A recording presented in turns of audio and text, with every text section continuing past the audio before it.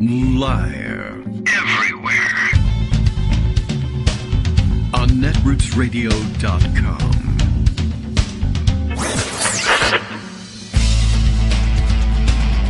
David Waldman. Kagro. In the morning. Now, here's David Waldman.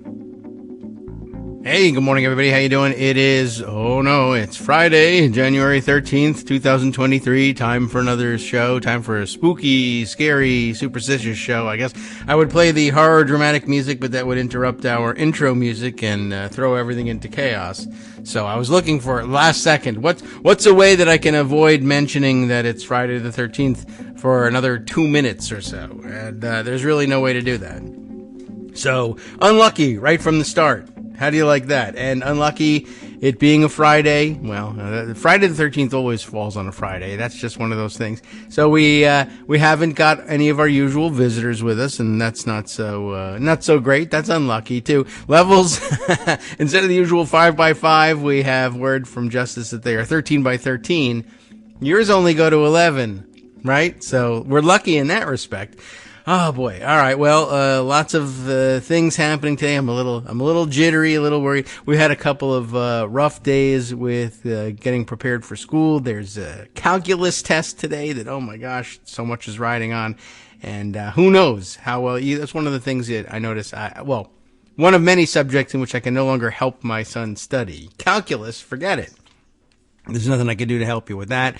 And I always sort of thought, there's no real way to study for calculus except just sitting there and doing calculus questions, practice questions over and over again.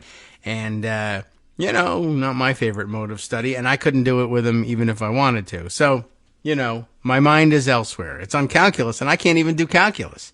So how disconcerting is that? All right. As we said, Friday the 13th, now we have the opportunity to play our horror dramatic music. It's not really a horror thing per se. I guess we turned it into a horror thing with the Friday the 13th horror movies. But really, there's nothing like horror related actually with Friday the 13th, I don't think. Now that I think about it. It's just superstitious and bad luck. And I suppose being hacked to death by a serial murderer in a mask is pretty bad luck. As outcomes go. And, how did we get to that anyway? All right, well, at any rate, that's not what we're here for. We're here to read the news, which is horrible enough as it is. Let's see. I have, of course, because it's a day, George Santos news. There are two pieces of, two articles on George Santos that I put aside that I guess expand on what we know. It's hard to tell anymore whether we're expanding our knowledge at all when we read I feel dumber after I read it, so I don't think I'm expanding our knowledge per se. But let's see. Let's get all the video things out of the way. Rolling Stone contributes this piece, although I don't know that I have. Can I read the whole thing? Maybe in pocket? I guess so. George Santos is... wait a second. They've changed the headline here as between. All right, let's get the pop-up about subscribing to Rolling Stone out of the way. The headline has changed as between what I had parked in pocket and what I see at Rolling Stone now. The headline on the piece that's parked in pocket says George Santos's local GOP, calls for his resignation. We've heard about that. Deceit, lies, and fabrication. They were very upset about it, but they went into some depth about it. The headline, when you click over to this piece by Nikki McCann Ramirez, now reads, GOP chair says George Santos claimed he was a volleyball star at college that he didn't attend. Pardon me. Okay. That one caught me by surprise. A volleyball, he doesn't look like funny you don't look like a volleyball player. I mean, I don't know what a volleyball player looks like. Usually they're pretty tall though, but all right. Anyway, he doesn't look like a particularly athletic kind of guy, but it's been years since he didn't attend that college. So you never know what's happened or not happened in the meantime. Scandal-ridden congressman's local GOP called for his resignation on Wednesday, calling out his campaign of deceit, lies, and fabrication. That's true.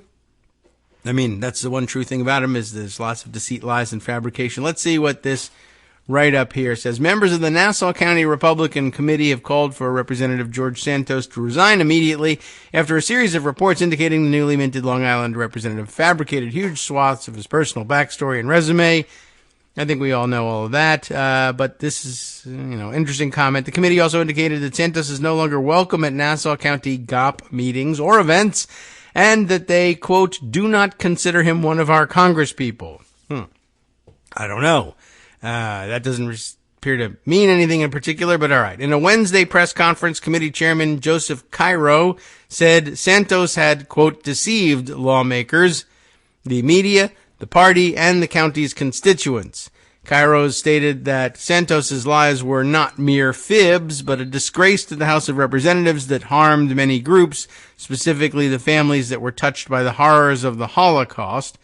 That was one of his dumber lies, I think. In December, the New York Times exposed a series of lies Santos made regarding his resume, including fabrications regarding attending prestigious universities and having worked for major financial institutions. A follow-up report by Forward found that Santos had claimed to be a proud American Jew and a descendant of Holocaust survivors, despite ancestral records indicating that Santos had no Jewish ancestry. Federal authorities and Nassau County prosecutors have initiated investigations exploring whether Santos's fabrications and public misrepresentations constitute criminal activity.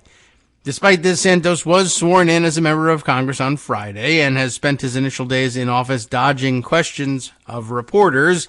Santos told reporters at the Capitol he will not resign, although I did see some mention yesterday of his having described the conditions under which he might resign, and I think he misspoke. And I think they were quoting him as saying something like, well, if 142 people ask me to resign, and I was like, who are these 142? Is this some portion of the Republican conference? But then it was pointed out he probably meant 142,000. Is that how many votes he got in? I don't know what number he was attaching to, and of course it's all a lie anyway.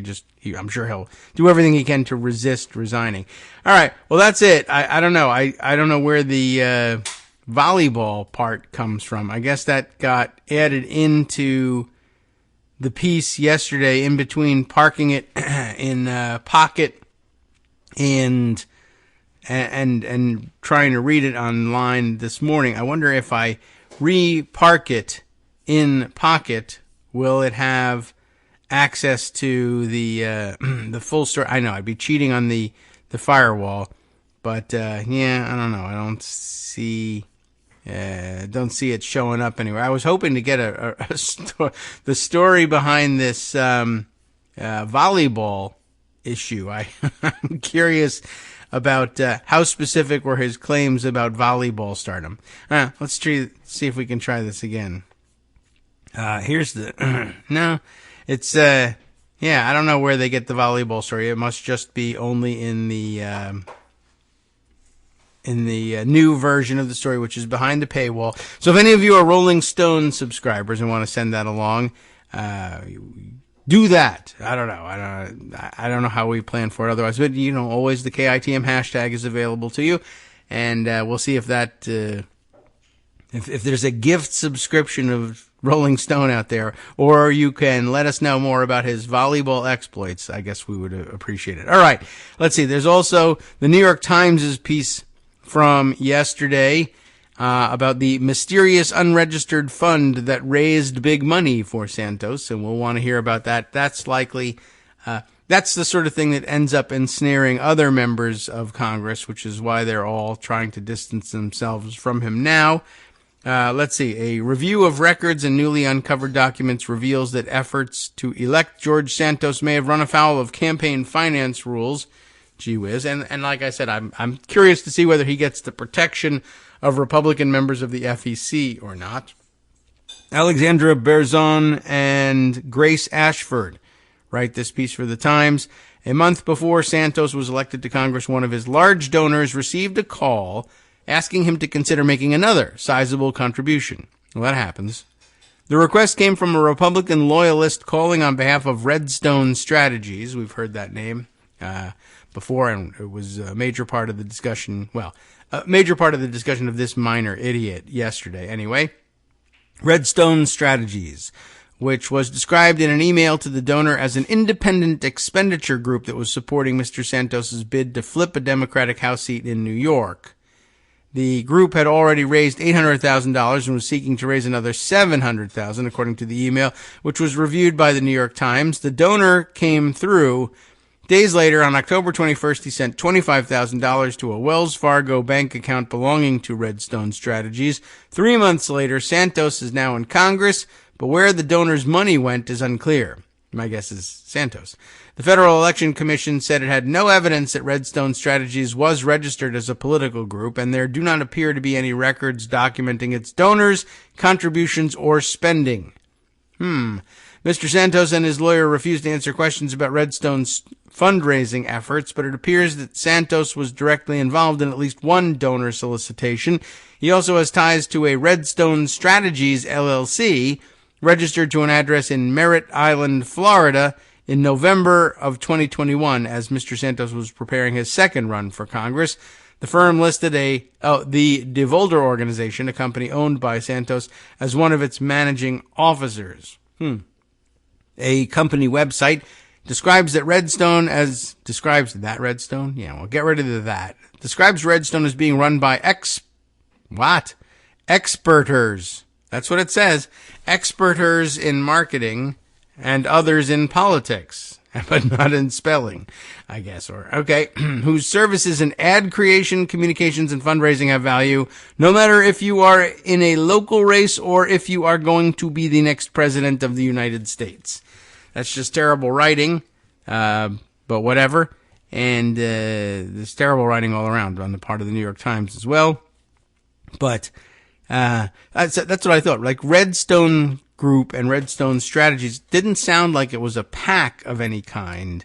It sounded like a consulting group, and they just decided to tell people, well, give us large amounts of money because we're a PAC. I mean, that ain't going to work. Anyway, the firm's body of work, at least for candidates and committees that are required to file campaign expense reports, appears limited. A Times search of campaign finance records uncovered payments from a failed House candidate on Long Island and two groups tied to New York legislative candidates. It also shows a payment from a PAC called Rise New York, run by Mr. Santos's sister, Tiffany. And that's usually what gets pointed to as the so-called leadership PAC. Rise New York. But run by his sister. She could be the treasurer of it, and it's still his leadership PAC. Anyway, state records show the group sent a wire transfer for $6,000 in April of 2022 to Redstone Strategies, this time two words, not one word, Redstone. It listed a Wells Fargo bank branch on Merritt Island as its address. And that is an interesting thing too, right? I'm running for Congress from New York. I have a leadership PAC. It's based in Florida. But, weirder things have happened, I guess. The murkiness around the fundraising operations on behalf of Santos makes it difficult to know whether any laws were broken, but a close examination of available records suggests Redstone may have skirted the law. The email to the donor described it as an independent expenditure committee under federal campaign finance law with the singular purpose of electing Mr. Santos. Such groups, known as super PACs, can support candidates by raising vast sums of money far beyond strict campaign donor limits. Even so, there are rules. They must register with the FEC and disclose their donors, and they must not coordinate directly with campaigns. Yet the FEC has no record of Redstone Strategies. The Daily Beast has reported that Redstone Strategies LLC of Florida had a connection to Santos, but the existence of a group operating under the name Redstone, raising large sums of money for his election, had not previously been revealed. And, they would have trouble claiming to be an independent expenditure committee if they were, Redstone Strategies versus Redstone Strategies LLC, to which Santos is directly attached. That seems a little weird. I don't see a record by a committee of that name registered with the FEC, and our regulations would be if a political group raises more than $1,000 for the purpose of influencing a federal election, they'd be required to register within 10 days, said Christian Hilland, the FEC and FEC spokesman. There may be several. Who knows? The person who solicited the donor said he was asked by Mr. Santos in the weeks leading up to the campaign to approach donors, some of whom had given the maximum allowed to Santos's election campaign, and to help coordinate their donations to Redstone, according to a person familiar with the arrangement who wished to remain anonymous. But we want to know, who is this person? This same construction comes up all the time. Mr. Santos seems to have played a more direct role in at least one of the solicitation efforts. On Thursday, another large donor to Mr. Santos said that he was asked in September to make a sizable donation to a similarly named group, Redstone Action. Now, these guys are pretty sophisticated just in terms of learning the names of ways to reorganize your group with different entities. I mean, this does happen a lot where there's political groups that are something PAC and something Action and something LLC, and they all raise money in different ways and can accept different kinds of funds. But really, none of the rest of the structure appears to be that. It's like they just read in a newspaper that some people raised 5 times the amount of money by splitting their organization into different arms like Action and LLC and et cetera, PAC, et cetera. All right. Redstone Action. All right. So he made another sizable donation there and was told that other donors had made 6-figure contributions.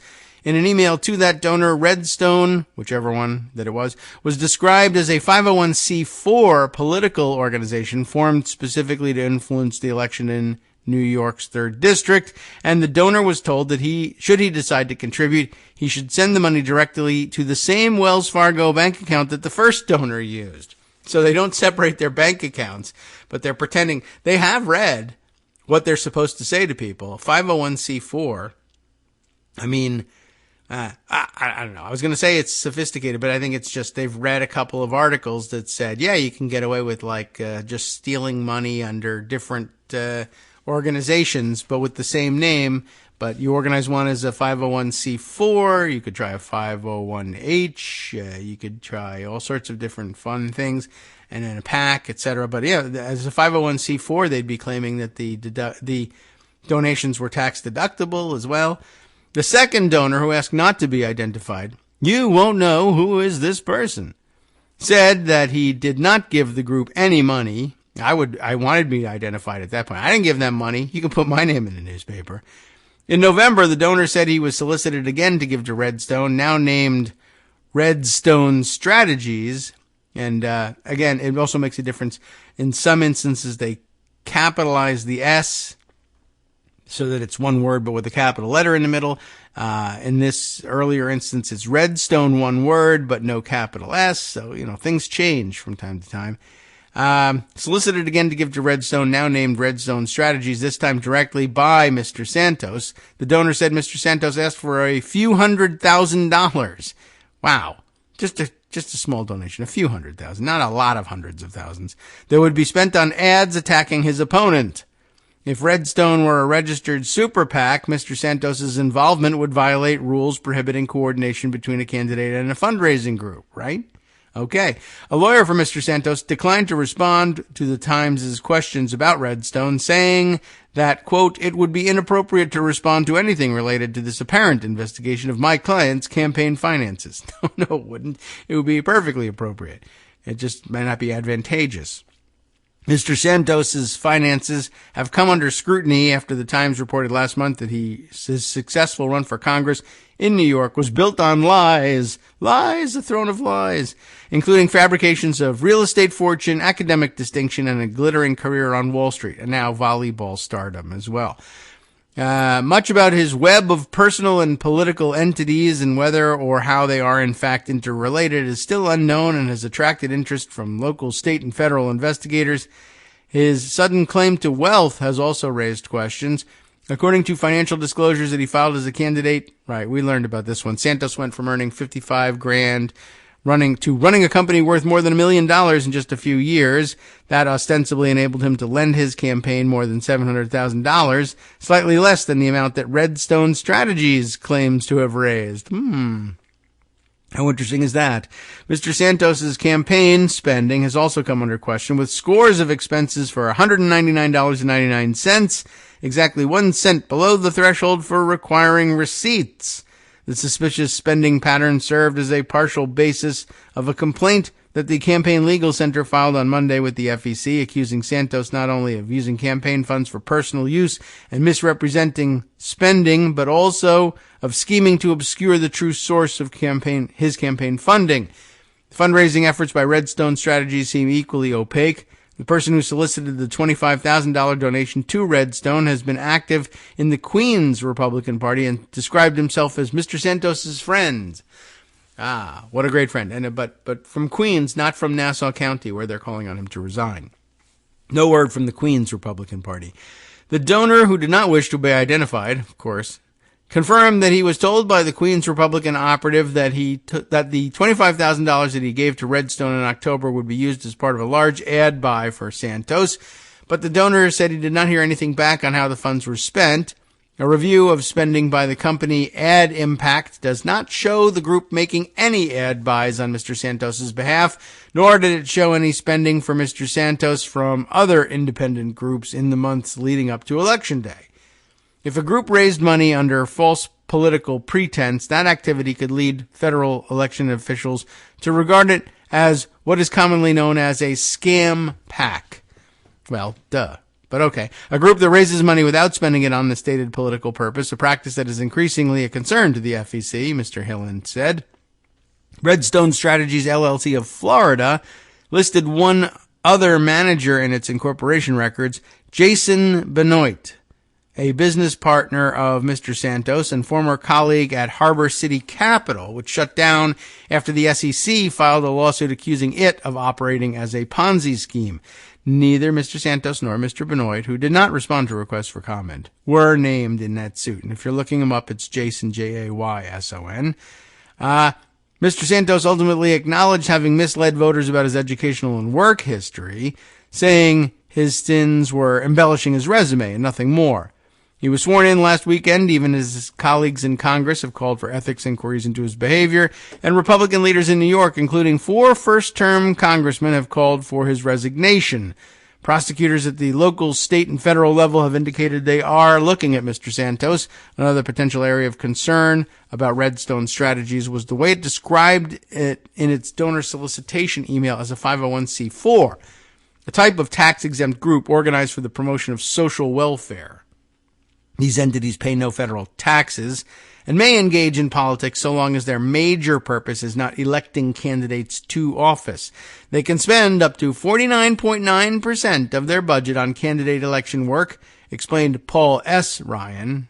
Not the Paul Ryan we all love to hate, but this one we've heard from before. He's an expert in federal election law who added that political spending was allowed as long as it was not the group's primary purpose. But while the donor email describes the group as a 501c4, it also pledges to dedicate all its resources, quote, all its resources, to electing Mr. Santos, language that Mr. Ryan suggested was troubling.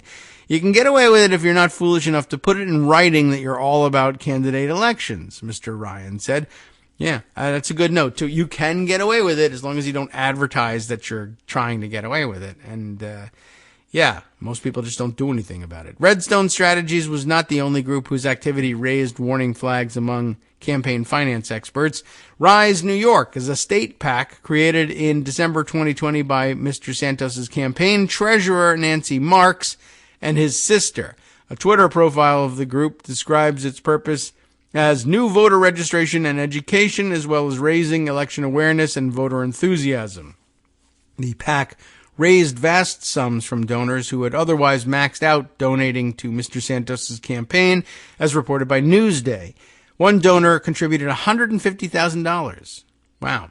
According to New York State Board of Election records, well beyond the limits of $2,900 per election, normally placed on federal campaign contributions for direct campaign activity.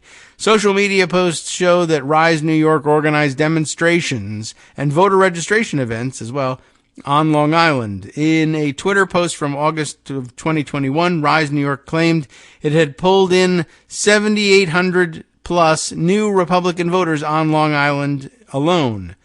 A close examination of the group's spending, however, reveals that many of Rise New York's actions would be considered unusual, if not a violation.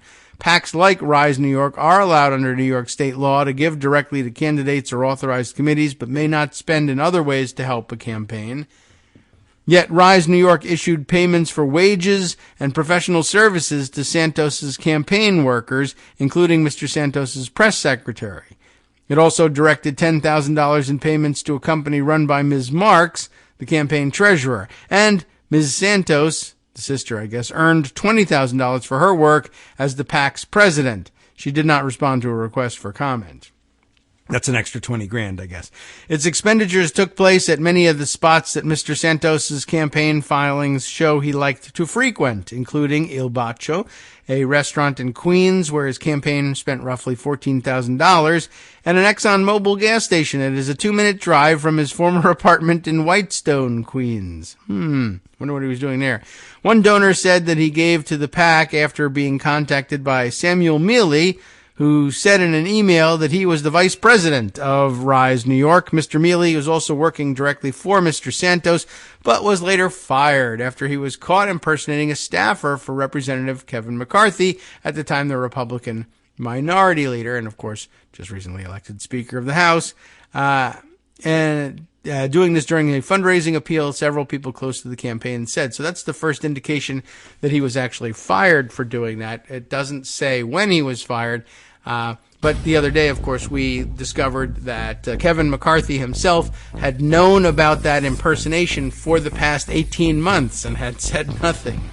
Two former consultants to the Santos campaign who requested anonymity in order to speak freely said they were concerned about the close arrangement between the campaign and Rise New York and told Mr. Santos that he should shut it down. A third consultant turned down what it described as a lucrative offer from Santos to fundraise for the PAC, citing legal concerns. Wow. Well, that's it. It's the end. Sup, fam? It's your boy Darwin, aka Darwin_Darko, aka the most reasonable man in America, aka KITM's senior black correspondent. You might remember me from such recordings as Spacemen vs. Space Cadets and We Need to Talk About Joe Biden. Today, I want to bring you good news about that thing you've been struggling with. Do you suffer from giving too much of a damn? Do you turn on the series of tubes and find yourself outraged at the particular way some news organization strung some sentences together only to realize, nope, this is not some fictional hellscape? Well, guess what? You no longer have to accept the life of giving too much of a damn. You can do something about it, because even you, yes you, can be a show contributor. Now I know what you're thinking. Hey, Mr. Most Reasonable Man in America, I'm not some professional podcast talking guy. Don't worry about it. Do you have a smartphone or some other electronic recording device? Well, that's all you need. You too can have a segment where you can read us an important article and give us your take. Read one of your own original essays, or even just give us your commentary on something you'd like to share that's important to you. Fair warning though, side effects may include general punditry, having opinions and hot takes, getting stuff off your chest, and hearing your own voice. If your recording lasts longer than 5 to 7 minutes, please consult kagrox@gmail.com. That's KAGROX@gmail.com.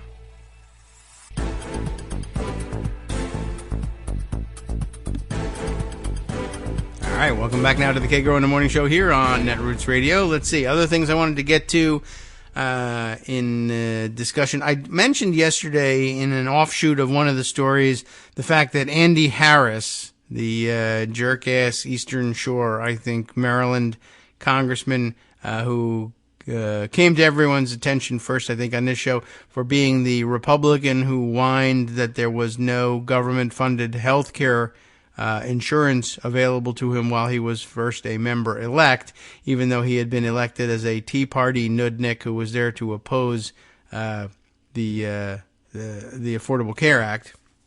Anyway, he too has turned into something of a notorious insurrectionist, but he had set off when they first put up the metal detectors after the January 6th riot. I guess he was the first member to trip the metal detectors and to be found carrying a gun onto the floor of the House.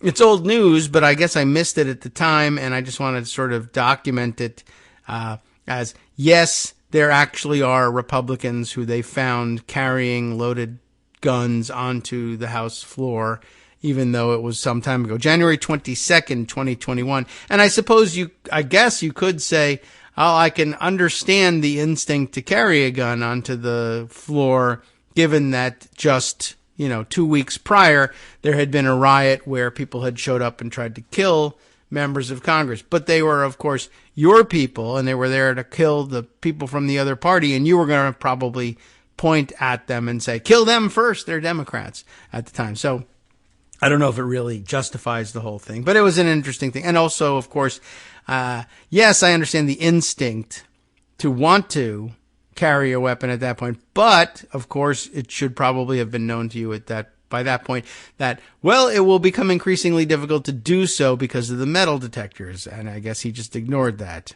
Well, there you go. Andy Harris of Maryland sets off metal detector while carrying a gun near House chamber. Lots of, not that strong language in that headline. A metal detector was set off. Well, it was because he was carrying a gun. I mean, that's the headline, right? So, I don't know. I guess there's no real reason to read the article. Just sort of wanted to make you aware of the fact that that's a thing that happened, and we haven't talked much about the idea of finding Republicans actually carrying weapons onto the floor. We've speculated a lot about whether or not Lauren Boebert and Murdery Trader Green and the like would do that. No word yet on their having been caught with weapons on the floor. And I don't know whether they're going to keep looking for weapons on their way to the floor or not. But at least the question of whether or not Republicans are showing up with their guns on a House floor is yes, they are. So, okay, I'll give you that article if you want to take a look at it as well. Let's see. Also in the various usages of the KITM hashtag, Bruce McFarlane had sent me this piece. Progressives eagerly await their chance to harass McCarthy, says this piece in Politico. Though I've read over it and, it's a fun idea and everything, but neither the reporter nor the members they spoke to have any real idea exactly how they would do this. But I guess, I don't know, maybe we should spend some time brainstorming on it. But the Politico piece, right, like I said, titled Progressives Eagerly Await Their Chance to Harass McCarthy, subheader goes part of the way to explaining what's going on. While Democratic leaders seem content to let Speaker Kevin McCarthy stew in his party's disarray, liberals are excited to launch a new headache-causing House tool. I would say, though, after the reading of this article, I would say, no, I think they're actually on the same page as the rest of the Democrats. They all say, well, it would be a great thing if we could figure out a way to do it that would be interesting and helpful. Then, it's not off the table. But I guess the difference between the progressives and the rest of the Democrats on this one is most Democrats are saying, nah, I'm not really thinking about that because it's not clear that there's any real opportunity to use it. Whereas they got the progressives to say, well, I wouldn't rule out using it, if it becomes appropriate or useful. The problem is, it really isn't at this point. Nicholas Wu reporting this, and I guess doing his best to make it look like there's some kind of split between progressives and the rest of the party. Kevin McCarthy's concessions to conservatives did more than win him the speaker's gavel. They empowered House progressives to wreak havoc.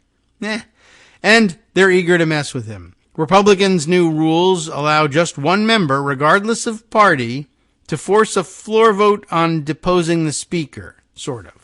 Not really.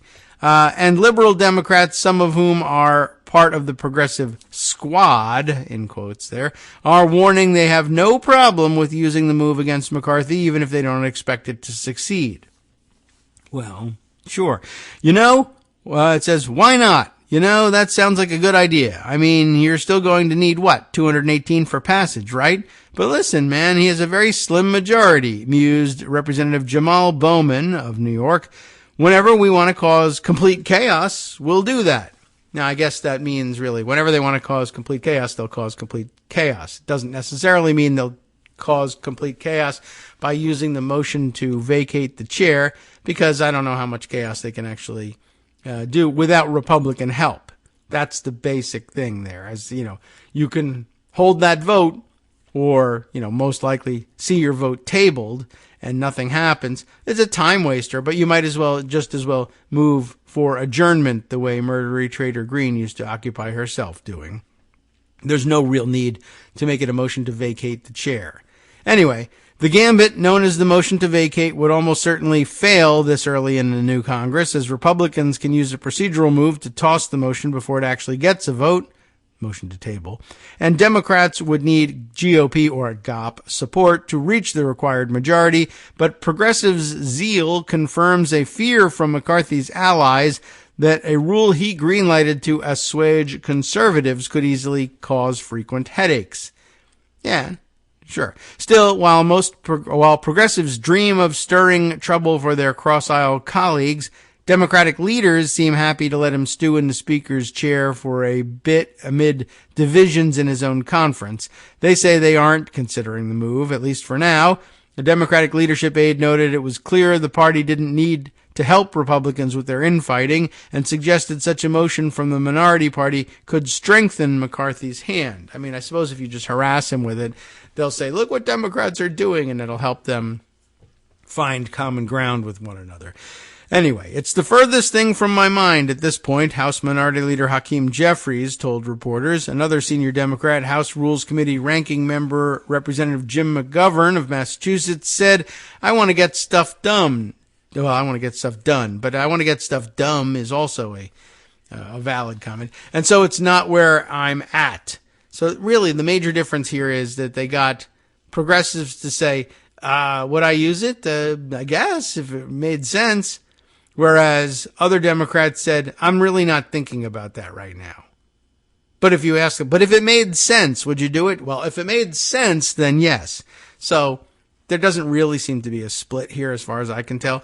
House lawmakers have rarely invoked the motion to vacate and never successfully. In previous years, then House Minority Leader Nancy Pelosi and Speaker John Boehner had an unspoken informal agreement. Pelosi would defend Boehner from potential motions to vacate in order to back the institution of the House, according to two people familiar with the situation. Two people. Who are these two people? And it's possible. I mean, like I've said, or like the article mentions, it's never been used successfully, and it's not likely to be used successfully. And if it is, it will be because the party that supposedly backs the speaker decides that it doesn't anymore, or at least not in large enough numbers, such that if Democrats wanted to join them in causing the chaos of vacating the speaker's chair, only to end up with a different Republican in their place, most likely, they could do that. I don't see why it's not a giant waste of time. But I guess back in the day, the idea was you could get John Boehner's agreement to tamp down on the worst instincts of the Tea Party folks to bait Democrats and do terrible things to them if you also said, I got your back with the speakership. You know, they wouldn't allow just blatant abuse of the rules where you could say, well, if we have 218, why don't we make it so that Democrats aren't allowed to vote in committee or on the House floor? I mean, you could try to pass those rules and see how long you last with that. But I guess in exchange for basic rights, which isn't really something you should have to make a trade for, Pelosi said, well, we'd rather try and see if we can, work things out as between the parties. And even though we don't expect a great deal of compromise on legislation, we can keep paying the bills and keep us from defaulting on the debt, let's say. If I at least say, well, we'd rather have John Boehner remain speaker than find out what wild-eyed lunatic the Tea Party wants to put in there. So that was probably the basis of the agreement. And while conservative hardliners did push for the motion in 2015 against Boehner, he resigned the gavel before it ever came to a vote. So, yes, no one has ever actually used the motion to vacate the chair successfully, even though Boehner did leave. When Democrats came back into the majority in 2019, they severely weakened the motion to vacate, essentially requiring a party leader to sign off on any attempt to bring it to the floor. Freedom Caucus members had pushed then House Minority Leader Kevin McCarthy to deploy it against Pelosi in 2020, but he, assumedly, I think they mean presumably, never acquiesced to their demands because it never happened. A McCarthy spokesperson did not respond to a request for comment on whether he was concerned about Democratic attempts to boot him from the speakership. The use of the motion to vacate could end up being a test of progressive power in this Congress. I don't think so. As some enter their first term in the minority, some liberal Democrats said they viewed it as one of their many options to resist the Republican majority. All of these procedural mechanisms here are merely tools, and so it's about when it's appropriate to reach for a certain tool, said Representative Alexandria Ocasio-Cortez. There's a lot of New Yorkers being interviewed for this piece. They must have been at lunch together. Anyway, it's really a matter of when it may be appropriate. Yeah, of course. In some ways, the threats are reminiscent of the hard-line tactics used by the Freedom Caucus to disrupt the House's operations, except this time, unlike their colleagues on the right, progressive lawmakers are ready to deploy that strategy against the opposing party rather than their own leadership, whom they've unanimously backed so far. And they recognize their limited power to frustrate McCarthy, too. I wouldn't just use it as a symbolic type thing, said Representative Cori Bush, finally someone from another state, Missouri in this case, adding they'd still need the votes to actually make it work, but that it's not off the table. And there's the simple logic to Democrats, or of two Democrats wanting to stay out of it. Why intervene when they can watch the Republican infighting from the sidelines and bide their time waiting for the 2024 elections? Well, we might, said Progressive Caucus Chair Representative Pramila Jayapal of Washington. It depends where we are, but I think it's really going to be a question of how McCarthy navigates it within his own caucus and whether he's actually the speaker or just in name only speaker because he's reliant on any one member at any time. So, okay, I offer it up because Bruce was interested in it, but yeah, as I read it, there's nothing here but Politico trying to make it look like there might be a difference in opinion about how Democrats should approach things tactically, but there really is no serious difference. It's just the manner in which they answer the questions. The progressives are more open to saying, I don't know, I don't think we're going to do it, but I mean, I won't rule it out. Like, if it made sense, we'd do it. And leaders are saying, nah, I don't see that it makes any sense. Oh, okay, so they're jumping to the next step and saying it's probably not going to happen. So there you go. Just wanted to bring you up to speed on that. Let's see, other things that I wanted to bring you. There was one idea to bring you one of the rather long reads on a subject that you might not otherwise have paid considerable attention to, even though it is written by the wonderful, fantastic, and always intriguing David Newert, writing it over at Daily Kos, where there's every chance in the world you've already read it. But if you haven't, I want to bring it to your attention, a very interesting area of inquiry. And our title of the piece here, as Rufal Pasco event officials discovered. Pasco, where? We'll figure it out. Neo-Nazi skinheads use MMA tournaments as hate festivals. This is interesting and concerning because of the sort of under-the-radar way that they may be operating, and it seems to be working with local authorities in terms of fooling them. And but Newert, of course, sees right through it and helps us do the same. Ready for this narrative? As far as the overseers of a publicly owned events center in Pasco, Washington, could tell, the men who approached them about hosting a mixed martial arts tournament last month, and they're very frequent, you see them all over the place, right? They were just ordinary boxing promoters looking for a facility. So the event got the green light. But when the participants all showed up at the Hapo Center, H-A-P-O, I don't know what that is or what it stands for. I don't think it matters a great deal, but it might help us learn to pronounce it. But anyway, when they all showed up at this Hapo Center on December 3rd, it quickly became apparent that the event was, in fact, a gathering of neo-Nazi skinheads commemorating the death of a notorious white supremacist terrorist. Wow. Who would have guessed? I mean, once you figured out they were neo-Nazi skinheads, you might have guessed, but beforehand, no. Sponsored by the neo-fascist active clubs. That's what they call themselves.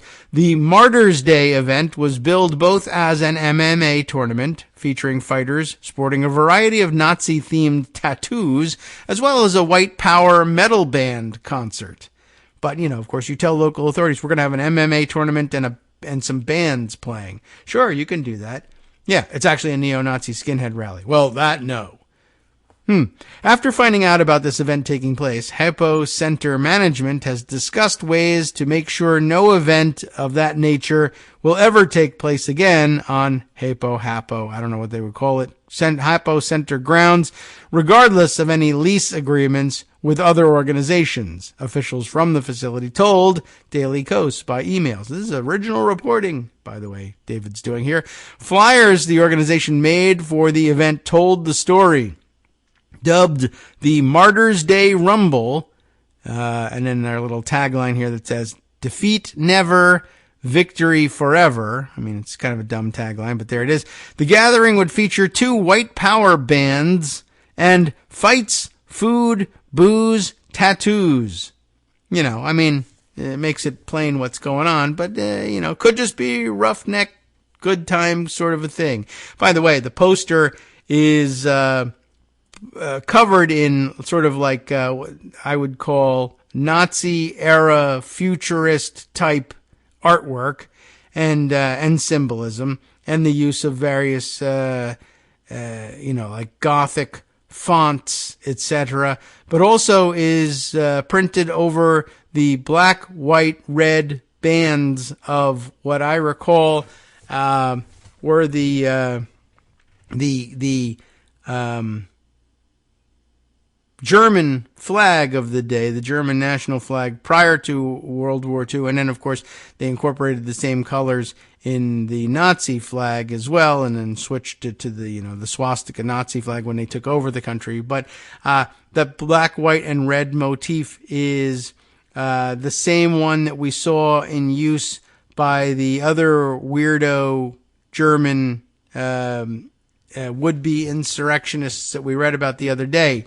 Were uniting behind that prince, was it Heinrich, or I can't remember whether that was the name that they used or not, but you remember the group we were talking about, and that they believed that they were, a throwback to the, I don't know, I forget exactly how they described it, but that the Second Reich that had never fully been displaced, et cetera, but they used the same black, white, red, old flag motif that this neo-Nazi skinhead MMA fight club is using for their posters. So I thought that was of some interest too.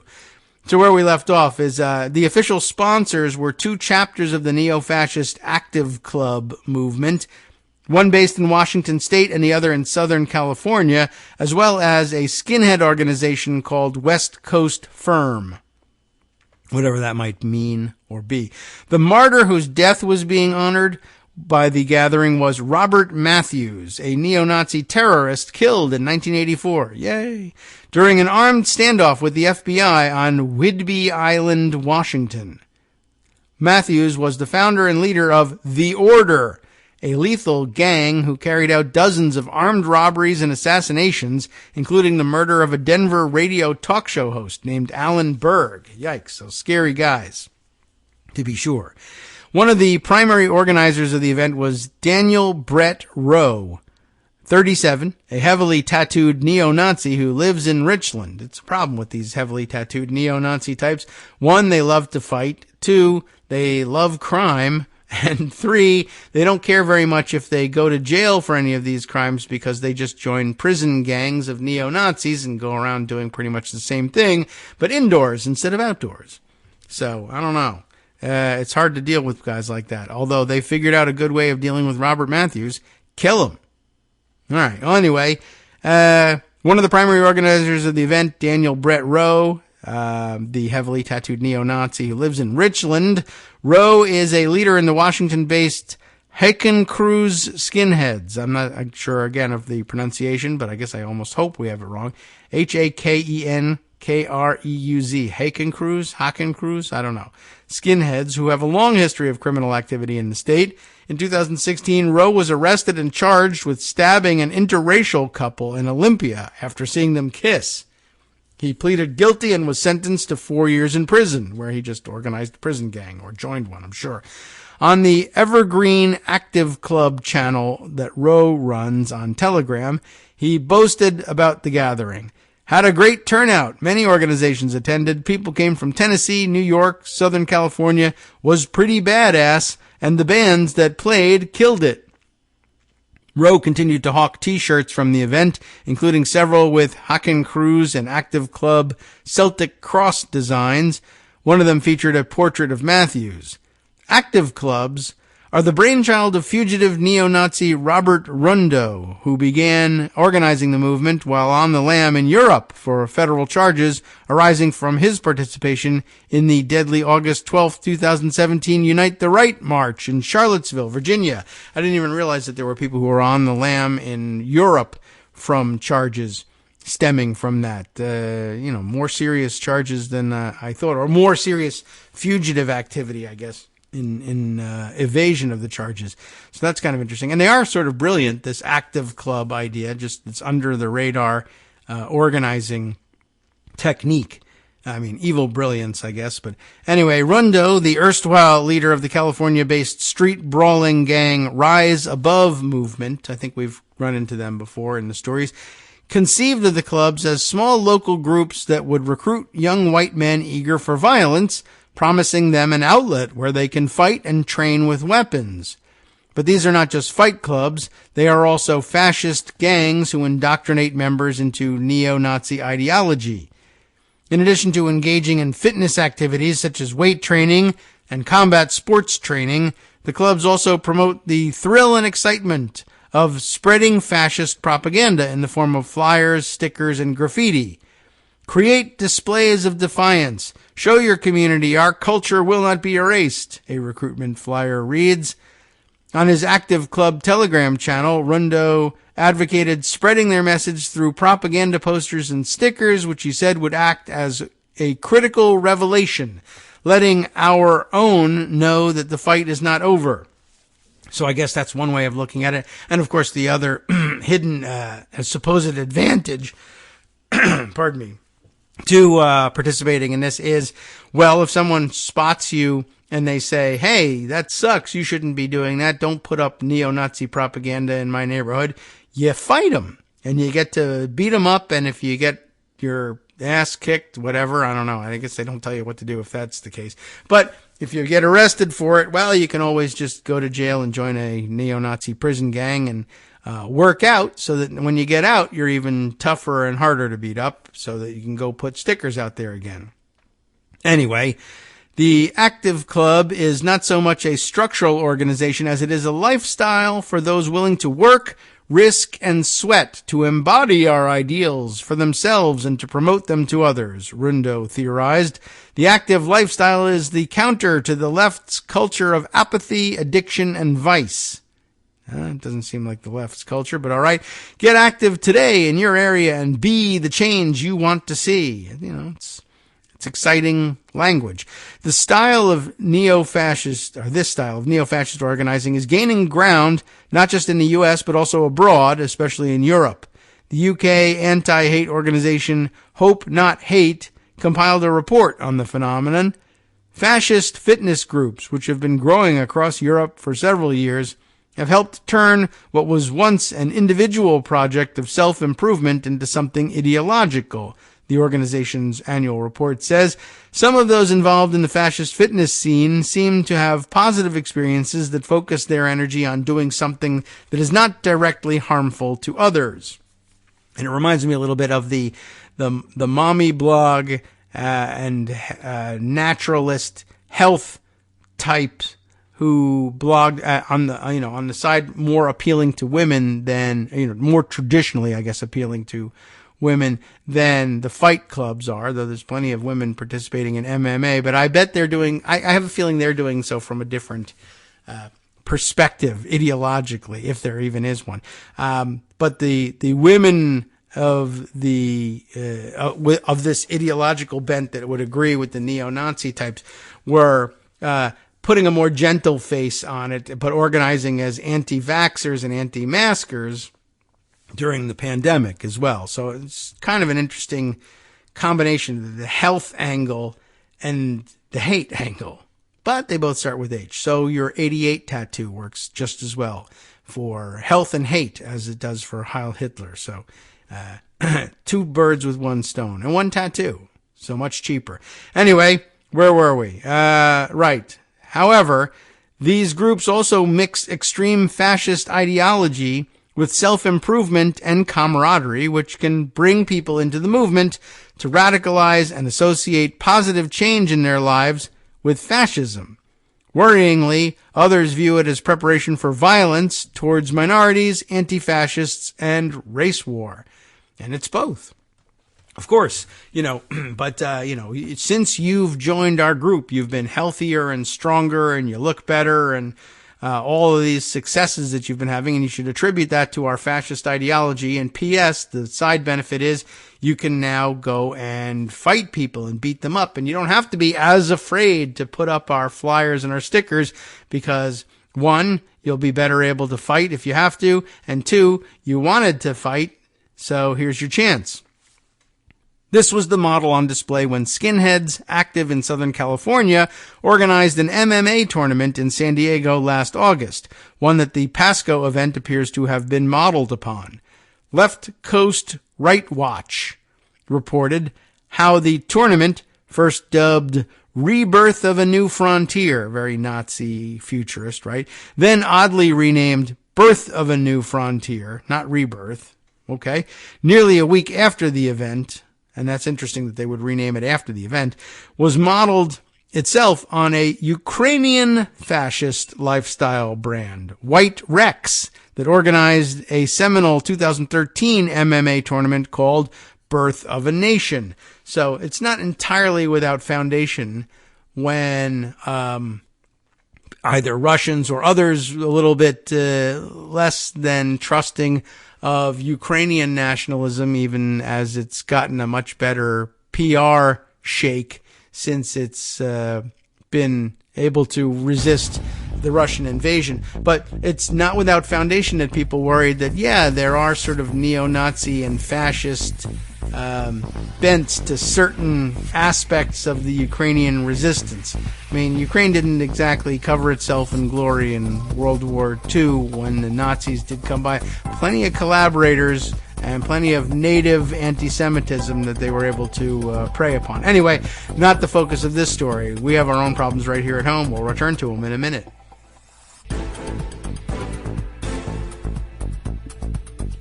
All right, welcome back now to the Kagro in the Morning Show here on Edwards Radio. I promised that we would continue with this after 1 minute, and here we are. The San Diego gathering billed itself as the first of its kind for the nationalist scene in the U.S. They spelled nationalist wrong, but just thought I'd let you know about that. This was a show of unity and strength between nationalists. They did it twice, as a matter of fact, and they both get the little sick mark from Dave Newart here. They actually said national sit twice. So you're looking for a dyslexic author of this this piece, and not the Daily Kos piece, but whatever this flyer was. So they billed itself as the first of its kind for the nationalist scene in the U.S. This was a show of unity and strength between nationalists, I guess, from all over the U.S. The video featured on SoCal Active Club's Telegram channel afterwards were produced by Rundo's Media to Rise propaganda operation. Remember that he's what's he the head of the Rise Above movement, RAM. These were the guys. I think we first ran into them. We were somewhat amused by their proclivity for posing together shirtless. It was a very oddly suggestive group shot of shirtless guys quite close to one another, and very proud of their, I guess, the workouts that they'd been doing, and part of the culture there, and found it to be unusual, to to say the least. Anyway, Rundo was credited as the director of a 26-minute video posted to Telegram promoting the gathering. The videographer credited at the end of the video, Graham Whitson, was also present in Coeur d'Alene, Idaho, not that long ago, back in June, as a member of the neo-fascist Patriot Front phalanx that turned up to attempt to create a riot at the city's annual Pride in the Park gathering. Remember, those are the guys who packed into a couple of U-Haul trucks to get to the event and were stopped, pulled over by police, and arrested en masse, and everyone had a good laugh at that. Well, one of those guys is the videographer who helped make Rundo's video here. So I guess they are in fact all familiar with one another and working together. The organizers also used deceptive tactics to obtain access to their event space, which was a private gym in the San Diego area. So this is obviously an MO for these guys. The editor of Left Coast Right Watch, Abner Hauge, I don't know, H-A-U-G-E, but there's a little umlaut over the A, H-A-U-G-E, contacted the owner of the gym when they found out about it. The owner has no known extremist connections, and he was told that he had no idea, or Abner was told that the owner had no idea who they were and never would have rented the space to them if he had known. It's obviously a pattern for these guys to dupe unsuspecting people into renting their spaces out to a group of skinheads and neo-Nazis. The anonymous LCRW, Left Coast Right Watch reporter, told Daily Kos. Distraught officials at Pasco's Hapo Center described the deception in greater detail. Last month, we were contacted by an MMA promoter who we had no prior affiliation with about hosting what we were told would be a private MMA match at our facility. The official in charge of leasing the center's arena told Daily Kos via email, we were not informed of the event having any connection to a political group or club. Following the event, we were contacted by law enforcement about the individuals who attended and organized the event and have been fully cooperating with their investigation. I guess there's a missing word here, but if it was, were we informed that this group lied to at least 2 other event centers in prior months? Okay. Well, I guess if they had been, then they would have done something different. Needless to say, we will not be working with those individuals again, or any other MMA association. Oh, so that's interesting too. By the way, so that's a bad name for MMA group. So if you are a legit MMA group that doesn't have anything to do with Nazis or skinheads, you're losing out too. And you should, I guess, go fight those guys so that they don't screw up your ability to run legit MMA events, if there even is such a thing. And anyway, I wouldn't recommend going and fighting them because they'll stab you, and what's the point? Anyway, but I don't know. Like, if you kick them down the stairs sooner than they stab you, then I guess there's a point to that. He described how the unwitting association with neo-Nazi skinheads was negatively affecting anyone who dealt with them, including the catering service, the businesses that provided their fighting ring, and the business from which they rented the stage. They approach event centers posing as MMA fight promoters, looking to do multiple events, he wrote. They rent the ring, stage, place like they did in San Diego and other places. Then they put on multiple fights. They dress normal. They are halfway through the event before anyone can start to question what the hell's going on. He said that when arena officials realized what was happening, we asked them to wrap it up. They left without any incident. Law enforcement came by a couple days later. We gave them every piece of information we had. He added, we have not heard anything since. We will never host an MMA fight ever again and call law enforcement if we're ever approached again. Hapo's general managers also told Daily Kos Hapo Center management would never condone any hateful or discriminatory event or behavior in the Hapo Center. We pride ourselves on sporting diversity and inclusion in our venue and in the community. The law enforcement agency that visited him was the FBI. When Daily Kos contacted the Eastern Washington U.S. Attorney's Office to inquire about this, officials gave the standard response that they could not comment on any investigations, including whether or not one is being conducted. Officials with the Anti-Defamation League in Seattle said they were aware of the event and were monitoring its aftermath. This reminds me of a situation a few years ago where tattoo shop owners started realizing, hey, we have a pretty big problem, which is white supremacists or other extremist groups are coming in and getting these tattoos, which are inadvertently leading to the spread of extremism because we don't recognize the symbols, said Stephen Paolini, the ADL's Associate Regional Director for the Pacific Northwest. Obviously, they could recognize the swastika, but you may not recognize the numbers like 1488, a neo-Nazi symbol, or other symbols like the black sun.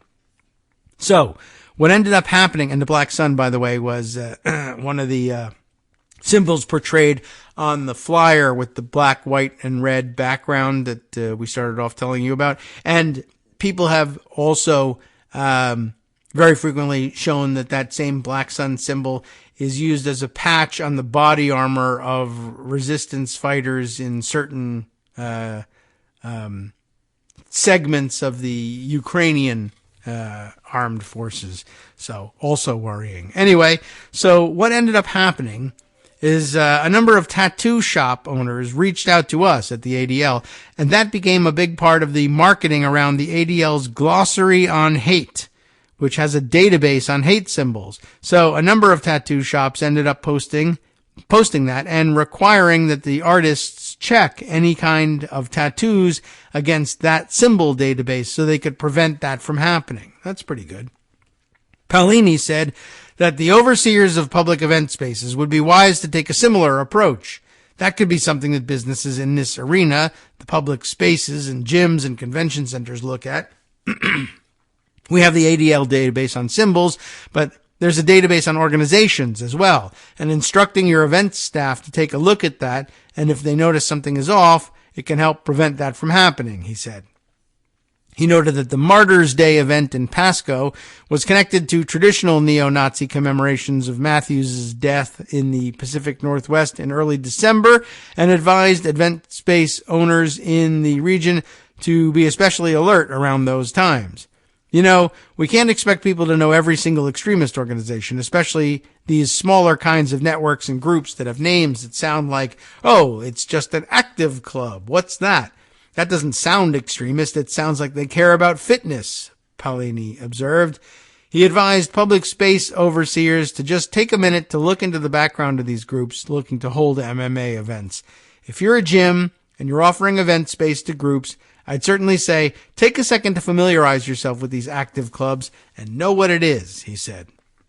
And so I would agree, and that's the purpose of bringing you the piece.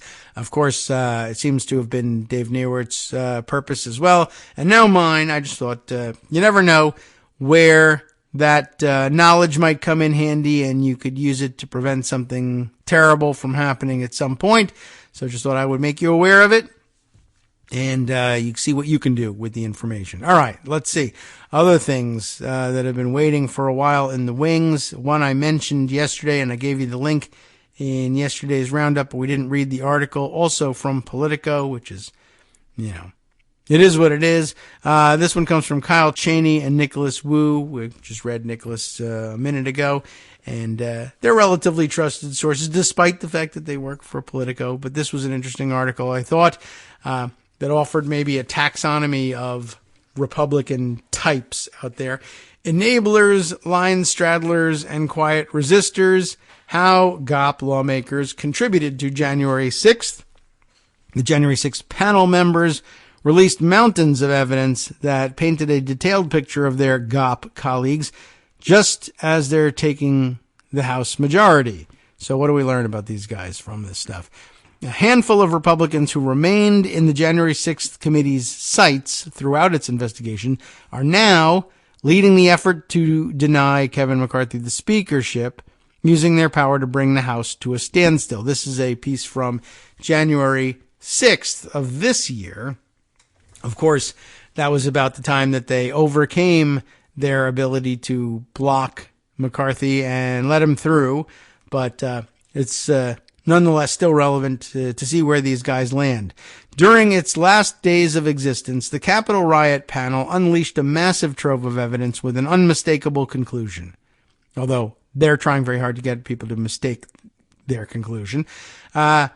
that is to say, these Republicans are. Anyway, at every stage of former President Donald Trump's bid to overturn the 2020 election results, a phalanx, second use of that word today, of hardline GOP lawmakers were egging him on. The committee's latest material, including 250 witness transcripts, often portrayed those House Republicans as drivers, enablers, and even architects of Trump's January 6th scheme.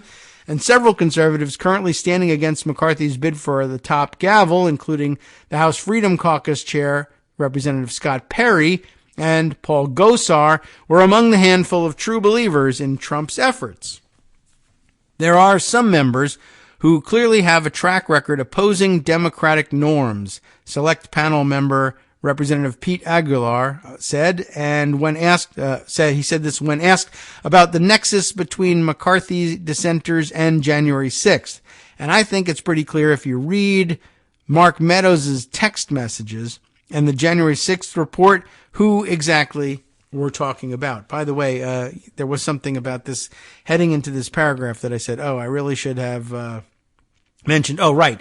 That Hakeem Jeffries had a good line the other day, I guess, in referring to, in particular, to this new subcommittee of the Judiciary Committee that Jim Jordan is now heading, and it was established in the House Rules package.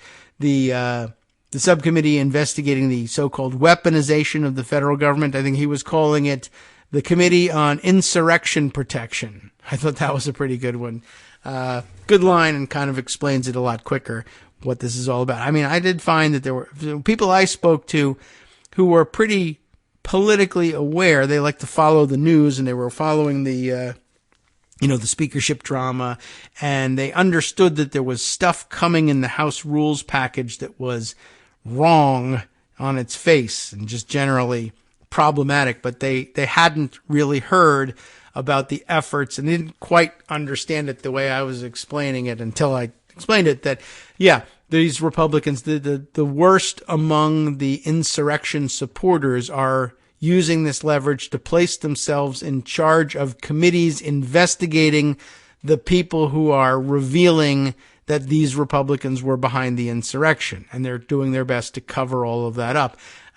So between Josh Marshall's, somewhat less catchy explanation that they were, in fact, the Republican project now in the House was to establish committees that would cover up the role that they themselves had played in the insurrection, they now have the one-liner from Hakeem Jeffries, the Insurrection Protection, Committee on Insurrection Protection. All right. Well, let's see. And I forgot exactly how Josh put it, and it was a little more to the point than that. But that's really it, is that they're setting themselves up as the chief investigators to cast doubt on the real investigators so that they can cover up. Oh, right. Josh's formulation of it was that this was a committee to investigate, at its heart, their chief strategy point was to establish a committee to investigate the so-called deep state plot against Donald Trump, whereas the only plot that was going on was one against the United States government by Donald Trump. But anyone who found out about it and tried to stop it was the real deep state, you see. And they were going to expose all of that. Anyway, back to the Politico piece here. Right. So Pete Aguilar's comment saying, I think it's pretty clear if you read Meadows' text messages in the January 6th report who we're talking about. But they weren't the only congressional Republicans who took consequential actions as the Capitol hurtled toward what became a violent siege by Trump supporters 2 years ago. Others took a more nuanced tack, countenancing Trump's baseless claims of election fraud while working to substantiate them, and also pushing back against the most extreme impulses of his inner circle. Still, more Republicans mounted a quiet resistance to Trump's gambit, lobbying to contain the damage while doing little to publicly signal their disapproval. There were strong advocates for coup-type activity, and there were equivocators. And there were people who wanted to be all things to all people, said Representative Jamie Raskin of Maryland of his GOP colleagues' role in the investigation. A review of the committee's witness transcripts, as well as voluminous records from White House call and visitor logs to private text messages to Trump aides' emails, tell a more complete story of the role some GOP lawmakers played. Here first, then, the enablers. Freedom Caucus members were described by select panel witnesses as routinely in touch with Trump and his allies virtually from the moment Joe Biden appeared on track to win the 2020 election. Trump himself told Justice Department aides that he viewed those Republicans as critical to his efforts to remain in power. They're the ones he was referring to, according to the comment noted by Deputy Attorney General Richard Donahue in his notes of his meeting with Trump, that he had said, "Just say the election was corrupt and leave the rest to me and the R congressman," Trump said in a meeting with top DOJ officials in late December of 2020, according to Donahue. Two Freedom Caucus members and McCarthy critics stand out among their colleagues for their active efforts to support Trump's efforts: Perry and Gosar. Witnesses described Gosar as one of the most ubiquitous players. Ali Alexander, the leader of the pro-Trump Stop the Steal effort, put Gosar among a small group of members who might relay updates after speaking to Trump. He said Gosar supported his push for a Washington protest on January 6th. Other witnesses said Gosar was a member of a Twitter direct message thread that helped organize Trump's January 6th rally and related events. In an interview with rally planner Alan Brusiewicz, Alex Brusiewicz, who declined to answer most questions and pleaded the fifth, Select Committee investigators indicated that Brusiewicz messaged Gosar on the morning of January 6th and asked, "Paul, did you coordinate with the other members?" Gosar replied, "As best as possible," since no one would coordinate with him. So anyway, at 5:15 p.m., as lawmakers sheltered from the riot, Gosar messaged the Stop the Steal group, "We're still on lockdown," in the congressional office. Chris Hodgson, an aide to former Vice President Mike Pence, told the panel that Gosar texted him several times between December 20th, 2020 and January 5th, 21, with purported evidence of fraud that he described as pertinent. "It looks like Congressman Gosar sent you something called Kill Chain, the cyber war on America's elections." Yikes. Anyway, the website there is somebitchtoldme.com. Wow. Okay. An unidentified committee investigator said to Hodgson, according to transcripts, "Would you have felt comfortable sharing with the vice president information you learned from a website called somebitchtoldme.com?" "No," Hodgson replied. I wonder why. Perry was another frequent presence in pre-January 6th planning. Text messages the Select Committee obtained from Meadows show Perry pushing fringe theories about European efforts to steal the 2020 election from Trump. Perry helped engineer a nearly successful bid to install Jeffrey Clark, whom Trump viewed as an ally in his pressure campaign aimed at getting Republican-controlled legislatures to appoint pro-Trump electors atop the DOJ. Visitor logs released by the Select Committee reflect a January 3rd, 2021 meeting at the White House residence with Perry and Clark. Call logs from January 3rd indicate Trump spoke briefly with Perry that afternoon before talking on the phone with acting. Yes, that's right. Where's my voice? All right. Acting Attorney General Jeffrey Clark. That's the way they refer to him in the phone logs. He wasn't, though. A mass resignation threat from top DOJ officials prompted Trump to abandon his plans for Clark. Spokespeople for Perry and Gosar did not immediately respond to a request for comment. Other GOP lawmakers helped encourage Trump's efforts in public and private. Louis Gohmert led a lawsuit against Pence, meant to force his hand and declare whether he would attempt to block the transition of power on January 6th. Newly unearthed emails among top Trump lawyers show that the attorneys worried about filing the suit in the Capitol because judges there were likely to summarily throw it out. Gohmert filed the suit in Texas instead. Then there were the line straddlers. The Select Committee's report spends little time on the role Senate Republicans played while Trump was mounting his bid to cling to power, but the evidence shows two in particular, Senators Mike Lee of Utah and Lindsey Graham of South Carolina, sought to thread a needle between tolerating claims of fraud and pushing back. Lee engaged in extensive dialogue with Cleta Mitchell, an attorney who helped the Trump campaign challenge the election results in Georgia. In a December 7th text exchange, Mitchell suggested that the Senate was the court of last resort for challenges to Biden's electors. Lee responded that such challenges only work if alternate electors were available. I wonder what became of that notion. That seems to be the sweet spot for getting my colleagues to engage, Lee said. So in other words, he's saying, if you can bring the fake electors, I can bring the Republican senators along to meet them in the middle. A week before January 6th, Lee had another extended conversation with Mitchell, who pressed him to convince his colleagues to hold hearings on alleged election irregularities. But Lee had seemed to sharply turn against the notion of using January 6th as a backstop to challenge the election. January 6th is, however, a dangerous idea, not just for the republic itself, but also for the president, Lee said. The Lee spokesperson did not immediately respond to a request for comment. That's probably the best thing he's got on the record about January 6th going for him. Graham did not hold any hearings, but he similarly spent the week before January 6th furthering Trump's claims of election fraud while privately pleading with the then president's allies for any evidence to conclusively establish that fraud occurred. He also spoke twice with Georgia Secretary of State Brad Raffensperger amid that state's recount, calls that are also being scrutinized by prosecutors in Fulton County, Georgia. Raffensperger told the Select Committee that Graham suggested using alternate methods of signature matching on mail-in ballots, which Raffensperger said made him uncomfortable. Graham has publicly disputed Raffensperger's characterization, but he wishes he had recorded that conversation too. Then there are the resistors. A handful of GOP lawmakers embraced Trump's actions, albeit quietly. Few, if any, offered full-throated resistance to it, a hallmark of the Trump era, but instead attempted to embolden Trump's more sober-minded advisors and worked to tamp down their own colleagues' attempted destabilization.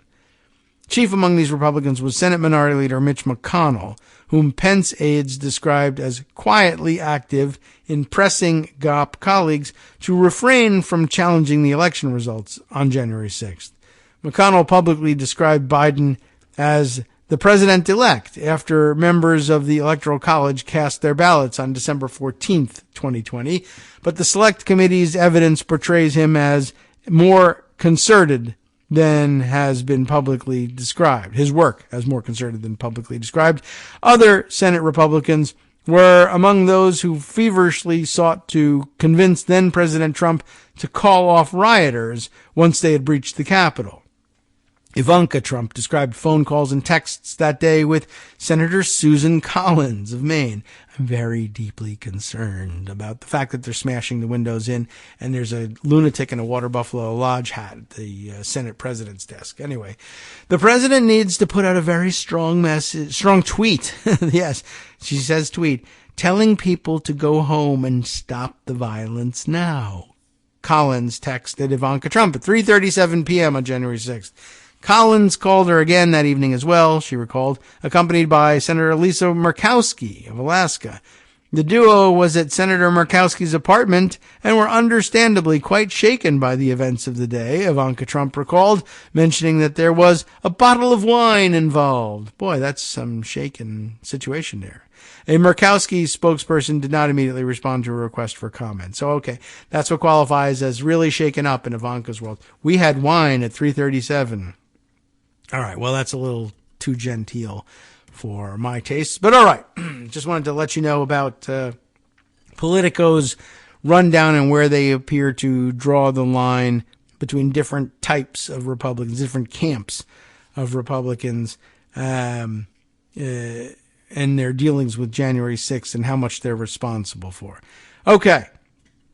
Let's see. Other things that I wanted to bring to your attention. I'm going to have to scroll a little further back in pocket. But of course, we're coming up on a break, so we can't dive right into some of the other longer reads, but there are a few interesting ones that I can share with you, and I'm trying to see if there's anything worth trying to squeeze in at this point. Probably not, because we're just that damn close. However, I guess I can throw this in there. This is relatively short, and I can read it over the music. It's been waiting in the wings and didn't get mentioned. 2 men have been charged in the attacks on 4 Pierce County utility substations. You remember that a while back, that there were some gunfire attacks on some utility substations that left people without power. As I recall, was that down in... I have been thinking about some East Coast attacks, but I guess this has happened before. A bit of a pattern happening across the country. Weird attacks on power substations. These in Washington, I guess, where actual charges have been brought. 2 men charged in attacks on 4 Pierce County utility substations. This is dated January 3rd. 2 Puyallup men. Remember, we keep running into that name as a hotbed of gun fail, etc., and then gun violence, have been charged in attacks on 4 Pierce County power substations that left thousands in the dark on Christmas. So they've got some names, some mug shots. They're actually making arrests. I guess that's good news. Hi, it's me, David Waldman, the same guy who was just talking to you a second ago. Our Patreon subscription drive is still going strong, with over 175 monthly donors who help keep us on the air.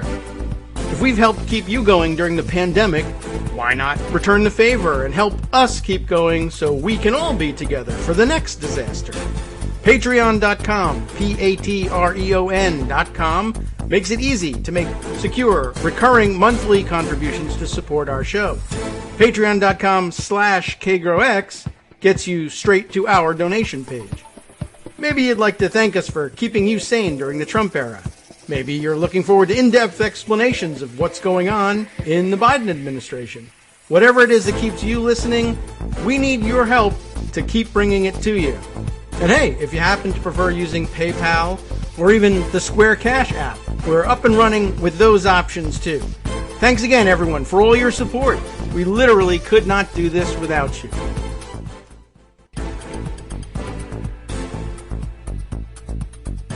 All right, welcome back now to the Kagro in the Morning Show here on Netroots Radio. So yes, these attacks on the power substations were in Washington area. The ones I was thinking of, the ones that brought it all to my attention, were attacks in North Carolina.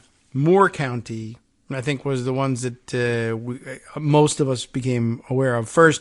Unless, of course, you are in Pierce County in Washington, you probably became aware of those. I guess afterwards, because those happened over the Christmas period. The North Carolina attacks were earlier in the month of December.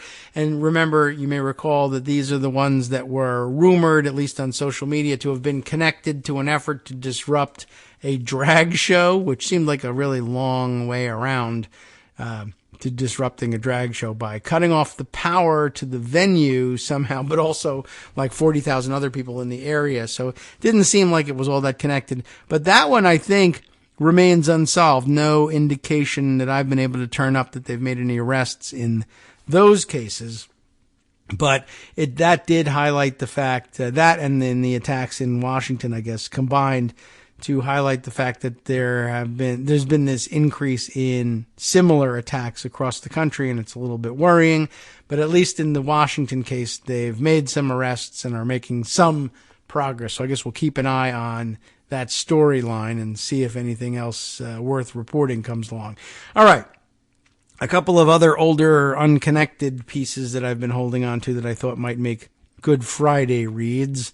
Once again, no pun intended, and it is not, at the moment, Good Friday. But I have this piece that I thought was of some interest, just generally speaking, from Max Kennerly, who shared via Mastodon, I'm sure at the time, his post on, Post, that other alternative social media platform that made itself, or was holding itself out as perhaps a landing spot for Twitter refugees. But Max Kennerly put up there this interesting sounding article under the title of A People's History of the Filibuster and Budget Reconciliation. What could be more appropriate for a show like this that serves to put so many people to sleep who have been suffering from insomnia? And I'm glad that we now are accepted by the FDA as a treatment for, and we're not. We can't make health claims. I've learned that much from listening to production staff speak about their involvement in the healthcare industry. Okay. Anyway, what would make a people's history of the filibuster and budget reconciliation? Subheader here, originally posted on March 2021, over at Review. But Twitter is shutting it down, so we're moving it over to Post, I guess, to me. So it's being posted on Post because whatever it was, the platform, sub-platform of Twitter that he used to put this thing up, which I guess allowed for longer posts, etc., now being shut down by Twitter. So what do we have here? I don't know when it was. Oh, yeah, right. March 2021. So the reason it was back in the news was Twitter shenanigans more so than anything that had happened with respect to the filibuster and budget reconciliation in the last couple weeks. But still, always a relevant topic, and I'm sure become that much more interesting as the House falls into chaos under the Freedom Caucus. Well, anyway, raising the minimum wage, not something we had been talking about recently, but it's always an apropos, requires just 51 votes in the Senate, but, we didn't get to do it that way. How do we do that? That would have been during budget reconciliation, but of course the parliamentarians stood in the way, or more to the point, people who didn't want to use their prerogative to overrule the parliamentarian or ignore the parliamentarian, just said, well, essentially, we refuse to go ahead and do it, right? So raising the minimum wage requires just 51 votes in the Senate, but it will require 60 votes to get to that vote because, deep breath, it actually says that. We'll do it as well. The Senate parliamentarian ruled the $54 billion in changes to outlays and revenues caused by the Raise the Wage Act are merely incidental to the non-budgetary components, and so, under the Byrd Rule, the provision is extraneous to budget reconciliation and thus subject to a permanent Republican filibuster in which no one is actually speaking, but which cannot be ended without the 60 votes for cloture. Right, so this is a throwback to the March 2021 battle over trying to include a minimum wage hike in reconciliation. The same fate awaits most of the Democrats' agenda that can't be passed through reconciliation. Major legislation stalled by the 60-vote threshold to end nominal Senate debates that actually aren't occurring. Yet, the next time Republicans are in power, they'll be able to easily pass legislation using reconciliation with merely 51 votes, just as they did with the 2017 tax cuts and opening up the Arctic National Wildlife Refuge to oil and gas drilling. This situation is ludicrous, and it has nothing to do with the Constitution nor the traditions of the Senate. You all know this. The current 60 votes for all legislation, unless the parliamentarian says it complies with the Byrd Rule, in which case 51 votes framework, arose in 1993. It's younger than Taylor Swift. That's an interesting way of putting it. People who defend the system routinely jump to vague abstractions about deliberative process and minority rights because the actual history is squarely against them. Senator Byrd, for whom the Byrd Rule is named, was quite sure that a filibuster could not stop a determined majority. I wish to say again that in such a situation in the future, if 51 senators were to vote to uphold the ruling of the chair, we would have majority cloture. This is something that a quote we've attributed to him and read before in the constitutional option type explanations of how a simple majority can undo the filibuster rule if they are determined to do so. But we'll come back to him, writes Max. Let's see how minor rule changes and myth-making created our broken system and some possible ways to restore the Senate, so long as all 50 Democratic senators are willing to do it, or at least some combination of 50 among the new group that we have now. What's up next? The framers made the Senate majority rule. At least they intended to. In Federalist number 22, Hamilton addressed whether Congress should pass national legislation through a simple majority or a supermajority, such as with two-thirds concurrence. He was blunt. A supermajority system is a terrible idea. And remember, this was written in support of the new Constitution, which was itself written in reaction to the supermajority requirements and therefore ineffectiveness of the federal government of the Articles of Confederation. And it wasn't a federal government, a confederal government, I guess. Well, anyway, as he says in Federalist 22, what at first sight may seem a remedy is in reality a poison. To give a minority a negative upon the majority, which is always the case where more than a majority is requisite to a decision, is in its tendency to subject the sense of the greater number to that of the lesser. Congress, from the non-attendance of a few states, have been frequently in the situation of a Polish diet. That is to say, not the things that they're eating in Poland, but the Polish legislature, where a single vote has been sufficient to put a stop to all their movements. The public business must in some way or other go forward. If a pertinacious minority can control the opinion of a majority, respecting the best mode of conducting it, the majority, in order that somehow something may be done, must conform to the views of the minority, and thus the sense of the smaller number will overrule that of the greater and give a tone to the national proceedings. Hence, tedious delays, continual negotiation and intrigue, contemptible compromises of the public good. The Polish Diet that he refers to was the same of the Polish-Lithuanian Commonwealth, SEGM. I don't know how I'm pronouncing that, but but in the later part of the 17th century adopted the liberum veto, empowering any legislator to nullify the whole legislature's work. That seems like a bad idea. Rather than promote unanimity, the liberum veto provoked a civil war and enabled a foreign invasion. So that's no good. Hamilton and the rest of the framers were keen not to repeat that mistake. The Sejm, or Sejm, or however they would pronounce it, scrapped it, by the way, in 1791. Accordingly, under the Constitution, everything the Senate does is by majority rule, except 1, overriding presidential vetoes, requiring a supermajority according to Article 1, Section 7, Clause 2. What else? Convicting and removing federal officers through impeachment. What else? Ratifying treaties, expelling members, and proposing constitutional amendments. All things that have prescribed supermajorities. Otherwise, all of the federal government's powers, like declaring war, which is a big one, raising armies, imposing taxes, taking on public debts, coining money, promoting the general welfare, and creating or altering federal courts, are exercised by mere majority vote, and that's still the case today. The only changes have been 2 new powers that require 2/3 vote: expelling insurrectionists, as outlined under the 14th Amendment, and declaring the president incapacitated under the 25th Amendment. Similarly, in actual practice in the early Senate, there was no filibuster.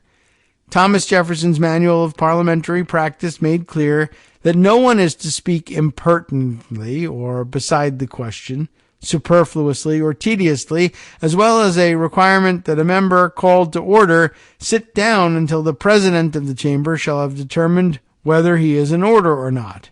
The first Senate's rules also included a previous question motion that allowed a simple majority to end debate, although that's been the subject of some dispute as well, and that at least some writing seems to suggest that the previous question motion that was incorporated in the Senate rules at that point isn't the same previous question motion we understand as it's in use in the House today. But I can't recall the exact argument, only that it had happened. The closest that the founding generation came to anything remotely like a filibuster was in 1790, and it was in the House. The issue was moving Congress to Philadelphia. I could see delaying that. But anyway, it's a very nice city. 2 days after a failed vote in the Senate, proponents of the move noticed it was raining. So they tried to force a quick vote in the House with the hopes of immediately sending the bill to the Senate because they figured the rain would make it impossible for a bedridden anti-Philadelphia senator to get to the Senate. To ensure the senator could be there for the vote, 2 anti-Philadelphia House members blathered on for a few hours until Congress adjourned for the day. This filibuster lasted less than a day, and it wasn't the minority preventing the majority from accomplishing their goals. It was the majority preventing the minority from taking advantage of an absence. The filibuster, next up, was a murderer's mistake. The other strange rumor that may or may not stand to historical scrutiny about the invention of the filibuster. The murderer being Aaron Burr, later tried for treason. The years of 1799 through 1806 were quite eventful for Aaron Burr. He founded a bank by fraudulently claiming it would be a water company. Wow, huh? It's still around, by the way, as J.P. Morgan Chase. That seems weird. He got elected as vice president. He killed Alexander Hamilton, author of Federalist Number 22, seen above, and accidentally invented the filibuster, it is said. Yes, accidentally. As Sarah Binder recounts, nobody at the time thought anything of it. They were just cleaning up the rules. So she thinks it happened. Okay. In 1805, Vice President Aaron Burr was presiding over the Senate, freshly indicted for the murder of Alexander Hamilton, by the way, and he offered this advice.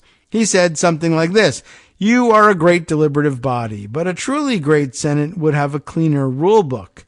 Yours is a mess. You have lots of rules that do the same thing." And he singles out the previous question motion. Now, today, we know that a simple majority in the House can use that rule to cut off debate.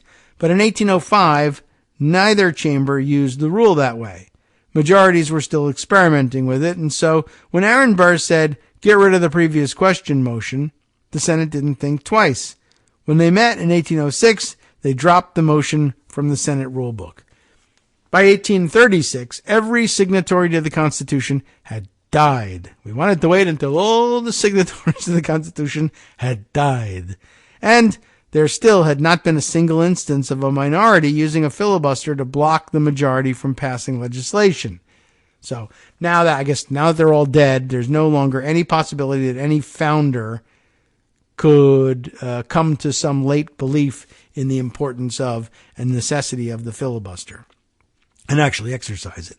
The worst obstruction the Senate had to offer was some dilatory motions, like on the evening of March 2nd, 1831, when a handful of senators filed 5 motions to adjourn rather than deal with the bill to alter a drawbridge across the Potomac.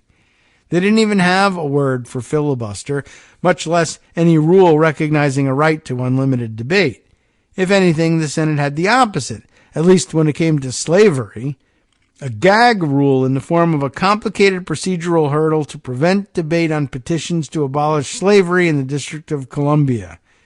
The Senate doesn't have a tradition of unlimited debate. It has a tradition of the majority doing what it wants to do. I didn't know about that one. Next up, the golden age of the Senate. High school textbooks are enamored with the great triumvirate, the immortal trio of Henry Clay, Daniel Webster, and John C. Calhoun, who ruled the so-called golden age of the Senate in the period after the founding but before the Civil War. During that whole time, the Senate was a majority-rule body, and there was no supermajority requirement just to hold a vote. The first attempted filibuster, though it wasn't called that, was in 1837, and it was over something stupid. President Jackson's allies were trying to expunge from the Senate record a censure resolution that Whigs had passed 3 years prior. The Whigs' proto-filibuster failed in the end, the expungement was ordered, and the Senate devolved into pandemonium, which included a senator being dragged into the Senate by the then Sergeant-at-Arms, then dragged back out again when he got saucy with the presiding officer. I love the word saucy. It threw me off there.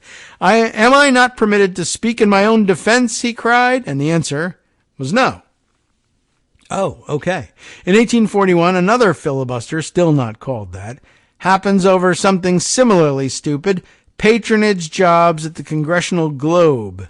This was prior to the Congressional Record, by the way. It's interesting that they even had a different publication. It lasts 10 days and fails. Later that year, there's finally a filibuster over something important, the creation of a national bank, and it also fails after 14 days.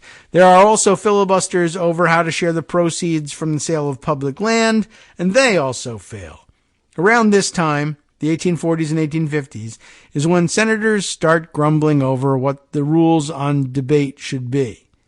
Henry Clay, the great compromiser, did not think dilatory behavior was consistent with compromise, and he wanted a 1-hour debate limit and to restore the previous question motion to terminate debate, as did Stephen Douglas, who may or may not have known things about debates. John C. Calhoun is, no surprise, an enormous hypocrite about it. He had pushed the gag rule on abolition petitions and had voted to limit debate in the House, but now he opposed limits. Willie Magnum had the wittiest view. This desire for much speaking has become almost a complete nuisance in his body, which needed some mode of arresting this eternal talking, like the 2-hour end of the show, which is looming. Still, the eternal talking was a nuisance, not the permanent blockade on legislation that we have today. Just a nuisance. In 1846, during the filibuster over the Oregon Territory, the Senate still unanimously agreed to set a date in the future when the vote would be taken with no further debate. In 1854, the Kansas-Nebraska Act was extraordinarily controversial, not least because it reversed the Missouri Compromise, and the Senate had no rule for cloture, and yet it passed 2 months after being introduced. The first time the Senate implicitly recognized the possibility of unlimited debate was in 1856, when the Senate voted down an amendment to the rules which would have required a senator to confine himself to the question under debate. Yet even with this theoretically unlimited debate, total obstruction was still rare. I was just reminded the other day of, what were you thinking of that, I can't recall what it was, but as Greg was mentioning it, it reminded me that the same era, the same epoch in time, right around 1917 or so, that where we were talking about something, that had maybe something to do with the new House rules or something like that. But now I'm thinking about it. That we'll get to it, I guess, I'm sure, in this people's history of the filibuster, and how it was the effort for Wilson's efforts to back the European allies in World War I without actually joining the war that ended up forcing the first cloture rule. But we'll see if I can remind myself of when we get around here to it. Okay. In Filibustering, a political history of obstruction in the House and Senate, Gregory Kagro counted up the amount of obstruction in the first century in the Senate. His definition of filibuster was deliberately broad, stretching beyond what we typically think of as a filibuster to include tactics like dilatory motions to adjourn and disappearing quorums. His definition of success is similarly broad. If a bill was obstructed and failed, it was counted even if the failure had nothing to do with the obstruction. As he says, readers are encouraged to treat these results as suggestive. Yet, even with such a broad method of counting, from the ratification of the Constitution to the Civil War, there were fewer than 40 attempted obstructions, and the underlying measures still passed in all but a handful of circumstances. When we dive into the details, as best as we can tell from the historical record, there is not a single instance of the minority in the Senate using procedural methods like the filibuster to indefinitely block legislation favored by the majority, which is today the default situation for every bill in the Senate. It's true. And by the way, I mean, I think this is interesting. Maybe did this have anything to do with it? C-SPAN, I think, has a lot to do with this problem.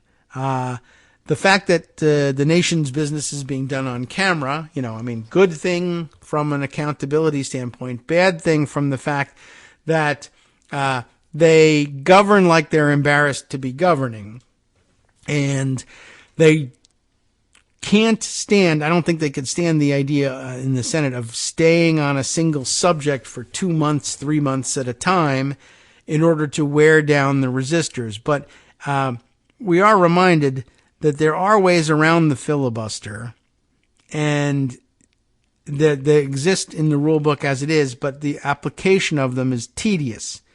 And in the olden days in the Senate, one, when they weren't doing this on television, and two, when there literally just was not as much business on the plate of the United States Senate as there is today, they were able to wait out the filibuster and use the speech and debate rules to limit each member to addressing a certain topic only twice, right?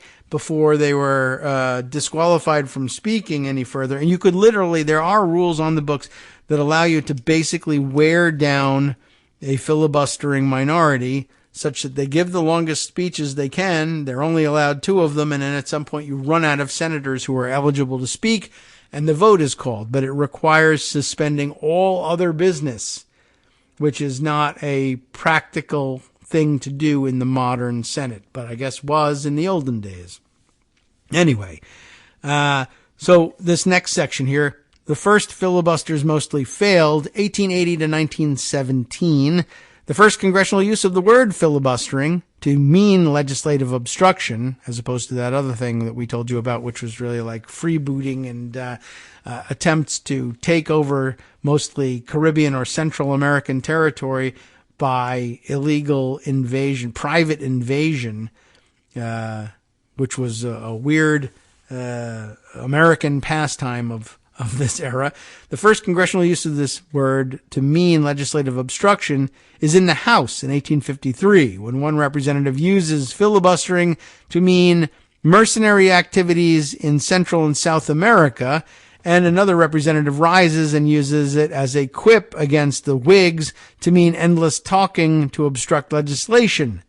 Filibustering was used in the Senate in 1863, the word that is, again with the understanding that it was an insult. Despite our current politics, it is historically unusual for the Senate to be a graveyard for legislation. By and large, there was more obstruction in the House than the Senate from 1789 to 1901, and you don't want to turn the Senate into the House. That's why, I guess. The first time we begin to see an obstructionist Senate is in the 1880s and 1890s. Yet even those filibusters were unlike our present-day endless blockade because they forced political compromises. That's what Joe Manchin still thinks they do. The 1890 filibuster against a bill to provide federal supervision of Southern congressional elections succeeded in large part because the Southerners offered to support a silver bill in exchange for Northerners dropping the election bill. That limited compromise, of course, meant another election supervision bill came back in 1891. Northerners like Henry Cabot Lodge and Nelson Aldrich had seen enough obstruction, and they set about restoring the previous question motion, which, as we saw, was present in the original Senate and was removed by accident. An early procedural vote passed 36 to 32. Alas, as Adam Gentleson recounts in Kill Switch, The Rise of the Modern Senate and the Crippling of American Democracy, Aldrich's opponents used their weekend differently. They spent Sunday in planning a coup. According to the Washington Post, word got around that Aldrich had let one of the senators in his camp leave town without securing a pair or proxy, which would have ensured that his vote could still be counted, even if he was not physically present. On Monday, Aldrich's opponents pounced, carrying one ally, Senator Daniel Voorhees of Indiana, from his sickbed to the Capitol, while another, Senator James Eustis of Louisiana, was brought from home, the Post reported. Aldrich had not been expecting any important votes until later, and his allies, including the ones who had left town, were not all present. But his opponents were, and they won the vote to scuttle Aldrich's previous question bill by a single vote. Aldrich was unable to get his bill back to the floor, and his reform proposal was defeated along with the Lodge bill to combat poll taxes. That is to say, the filibuster survived just barely the proposed reforms of the 1890s, not because senators respected it as some sort of hallowed tradition, but because of partisan maneuvering and the raw exercise of power. As Henry Cabot Lodge said in 1893 while arguing for majority cloture, there is another right more sacred in a legislative body than the right of debate, and that is the right to vote. To vote without debating may be hasty, may be ill-considered, may be rash, but to debate and never vote is imbecility. Still, even in the broken Senate of 1880 to 1917, with filibusters but no cloture, it was exceedingly rare for the minority to thwart the majority's efforts to pass new legislation. An 1893 filibuster on a silver bill went on for 46 days and failed. That's a failure of a filibuster? Yes, eventually. In 1908, Robert La Follette set a Senate record by speaking 18 hours straight through the night while filibustering a currency bill, surviving on turkey sandwiches and eggnog, until declaring one of his glasses of eggnog adulterated, which it might have been, the link here says, or deliberately left out to spoil because it was so toxic with the products of bacterial decay that it would have likely killed him. The filibuster ultimately failed, too, by way of an accidental yielding of the floor to a senator who had just stepped out. That was the reality of the filibuster for most of its existence. Any mistake, no matter how trivial, meant it was over. Today, a filibuster somehow lives on indefinitely, even when no one is doing anything. What finally prompted a cloture rule was the wartime footing of World War I, when 11 senators blocked the bill to arm merchant ships. The bill in question died when Congress adjourned on March 4th, 1917. Woodrow Wilson blasted the senators, and literally the next day the Senate held a special session and adopted the first cloture rule, which would end debate if 2/3 of senators agreed. So what was it? Warhawkism, I suppose, finally allowed them to get this through. Interesting. NetworksRadio.com. You have been listening to Kagro in the Morning with David Waldman. Well, there is more, of course, and naturally I would have selected an article that we can't make it all the way through for a Friday. I recommend the rest of it to you, especially if you're having trouble sleeping this weekend, but hopefully you won't. Good luck, stay safe out there for the balance of Friday the 13th, and let's all look forward to the triumphant return of the West Coast Cookbook and Speakeasy next week.